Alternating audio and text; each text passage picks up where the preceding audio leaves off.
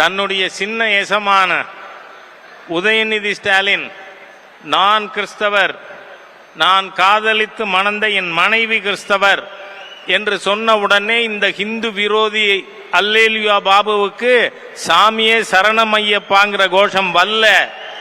அல்லேலுயா என்ன கோஷம்? 4 மாவடி மோகன் சி லாசரஸ். எந்த மோகன் சி லாசரஸ் கும்பகோணத்தில் இருக்கின்ற இந்து கோவில்கள் எல்லாம் சாத்தானின் கூடங்கள் என்று சொன்னானோ அந்த மதவெறியன். எந்த மோகன் சி லாசரஸ் காஞ்சிபுரத்தில் இருக்கின்ற இந்து கோவில்கள் எல்லாம் சாத்தானின் கூடங்கள் சொன்னானோ அந்த மோகன் சி லாசரஸாகவே மாறி அல்லேலுயா கோஷம் போட்ட சேகர் பாபு போன்ற ஹிந்து விரோத தீய சக்திகளுக்கு சொல்றேன், 26 மே மாசத்துக்கு அப்புறம் நீ வெளியில இருக்க முடியாது.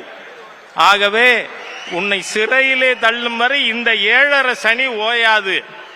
அந்த அளவிற்கு ஒரு ஹிந்து விரோத தீய சக்தி ஹிந்து ஆலயங்களை ஆக்கிரமித்துக் கொண்டிருக்கின்ற ஒரு நபர் சொல்றாரு, இங்க நம்முடைய முருக பக்தர்கள் மாநாட்டுக்கு வர்றவர்கள் ஹிந்துக்கள் இல்லையா.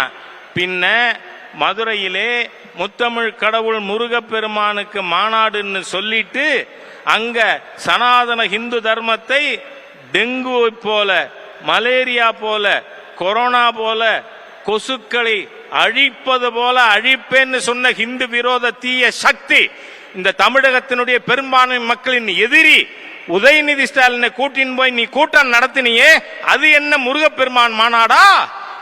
இந்துக்கள் வாழாவிருந்தால் இந்த சேகர் பாபு போன்ற ஹிந்து விரோத தீய சக்திகள் என்ன வேண்டுமானாலும் பேசுவார்களா? ஆகவே இன்னைக்கு நாம முடிவெடுப்போம். 22 என்பது தமிழகத்தின் ஒன்று திரண்ட ஹிந்து சக்தியை எடுத்து காட்டுகின்ற ஒரு மாநாடாக அதை ஆக்க வேண்டியது ஒவ்வொரு ஹிந்துவனுடைய தலையாய கடமை.